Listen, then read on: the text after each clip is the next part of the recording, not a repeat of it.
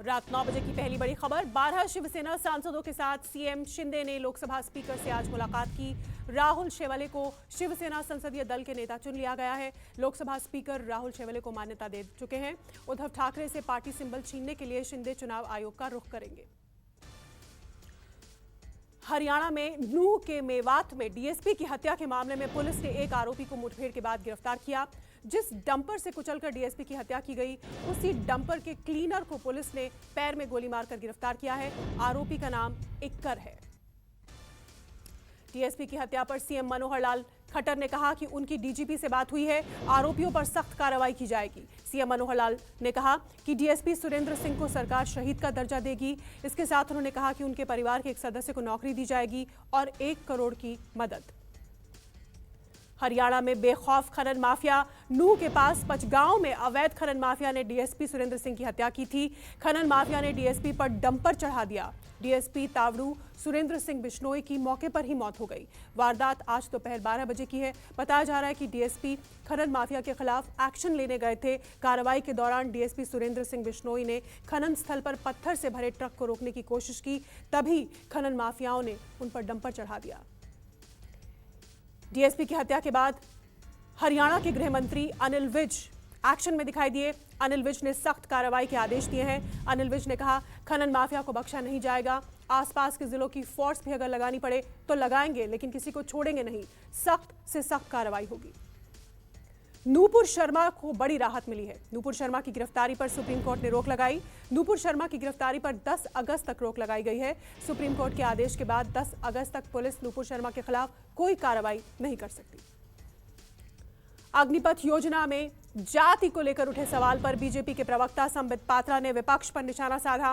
उन्होंने कहा, संजय सिंह ने ट्वीट कर अग्निवीर में जाति धर्म का जिक्र कर जिस भाषा का इस्तेमाल किया है वो परेशान करती है। जो लोग जाति और धर्म के आधार पर सेना भर्ती का आरोप लगा रहे हैं वो सच्चाई नहीं जानते। सच ये है कि भारत की सेना में धर्म के आधार पर, जाति के आधार पर भर्ती नहीं करते। जाति धर्म से ऊपर है भारतीय सेना। सरकार के अग्निपथ योजना को लेकर सांसद संजय सिंह ने मोदी सरकार पर गंभीर आरोप लगाया। इससे पहले उन्होंने कहा, अग्निवीर बना रहे हैं या जातिवीर। संजय सिंह ने ट्वीट करके कहा, मोदी सरकार का ये चेहरा देश के सामने आ चुका है।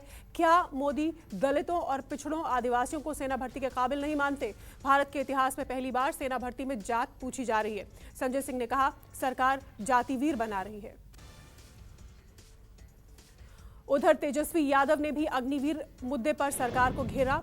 तेजस्वी यादव ने कहा, जात ना पूछो साधु की, लेकिन जात पूछो फौजी की। तेजस्वी यादव ने कहा, संघ की बीजेपी सरकार जातिगत जनगणना से दूर भागती है, लेकिन देश सेवा के लिए जान देने वाले अग्निवीर भाइयों से जाति पूछी जाती है। तेजस्वी यादव ने सरकार पर आरोप लगाया, ये जाति इसलिए पूछ रहे हैं क्योंकि देश का सबसे बड़ा संगठन आरएसएस जाति के आधार पर अग्निवीरों की बाद में छटनी करेगा। अगली बड़ी खबर, संजय सिंह और तेजस्वी यादव के आरोपों पर बीजेपी का पलटवार। बीजेपी के प्रवक्ता नलिन कोहली ने कहा, विपक्ष को मोदी विरोध की आदत पड़ गई है। नलिन कोहली ने कहा, मोदी विरोध के मॉडल पर विपक्ष कब तक चलेगा आखिर? कई नेताओं के ट्वीट से पता चलता है कि वो भी है आम आदमी का पार्टी का मॉड्यूल ही शोर करना है। वो काम करने के वादे पर चुनकर आते हैं लेकिन काम नहीं करते।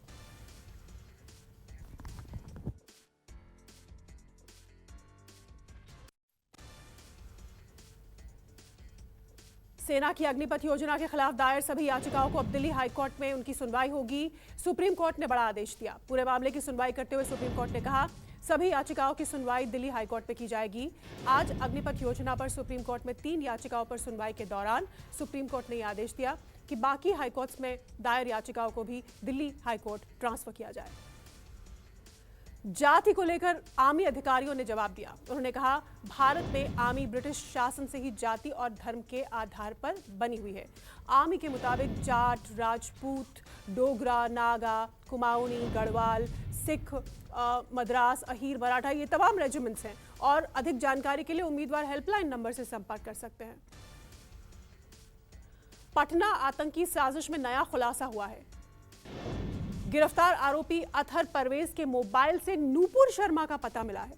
सूत्रों के मुताबिक एनआईए और इंटेलिजेंस ब्यूरो की जांच में अतहर परवेज के मोबाइल नंबर से नूपुर शर्मा के दिल्ली के घर का पता बरामद किया गया है। पूछताछ करने पर आरोपी परवेज ने कहा कि यह पता हमें ग्रुप में मिला था। विपक्ष की उपराष्ट्रपति पद की उम्मीदवार मार्गरेट एल्वा ने आज नामांकन भरा। कांग्रेस नेता राहुल गांधी और मल्लिकार्जुन खड़गे, एनसीपी प्रमुख शरद पवार और अन्य विपक्षी नेता इस दौरान मौजूद रहे। मार्गरेट एल्वा ने संसद में अपना नामांकन पत्र दाखिल किया। मार्गरेट एल्वा का मुकाबला जगदीप धनखड़ से है। जगदीप धनखड़ ने कल नामांकन भरा था। केंद्र सरकार ने श्रीलंका संकट पर सर्वदलीय आज बैठक बुलाई। इस बैठक में निर्मला सीतारमण और एस जयशंकर मौजूद रहे। डीएमके और एआईएडीएमके ने हस्तक्षेप की मांग की थी। डीएमके और एआईएडीएमके की मांग पर श्रीलंका में मची उथल-पुथल को लेकर सर्वदलीय बैठक हुई। दिल्ली के न्यू अशोक नगर में रिहायशी इमारत में आग लगी। इमारत में फंसे दर्जनों लोग सुरक्षित निकाल लिए गए। आग के कारणों का अभी पता नहीं चल पाया है। अगली बड़ी खबर, आज डॉलर के मुकाबले रुपए ने पहली बार दिखाई ऐतिहासिक गिरावट। पहली बार 80 रुपए प्रति डॉलर से नीचे गिरा। शुरुआती ट्रेड में रुपया 80 रुपए 1 पैसे प्रति डॉलर के निचले स्तर को छू चुका था, जबकि कल ये 79 रुपए 97 पैसे प्रति डॉलर के स्तर पर बंद हुआ था। हिमाचल प्रदेश के किन्नौर में बादल फटा। बादल फटने से किन्नौर के शलखर में कई घर तबाह हुए। आसपास के गांवों में संपर्क कट गया है। बादल फटने से गाड़ियां और घर जमीन में धंसे। लोग सुरक्षित जगहों पर भागे। रास्ता बंद होने की वजह से लोगों ने प्रशासन से गुहार लगाई। दिल्ली से सफदरजंग से घोर लापरवाही का मामला सामने आया है। सफदरजंग हॉस्पिटल के बाहर महिला ने बच्चे को जन्म दिया। आरोप है कि हॉस्पिटल ने महिला को भर्ती नहीं किया था। साड़ी का पर्दा बनाकर अस्पताल के बाहर बच्चे की डिलीवरी हुई। लापरवाही बरतने पर अस्पताल के 5 डॉक्टर्स को ड्यूटी से हटा दिया गया है।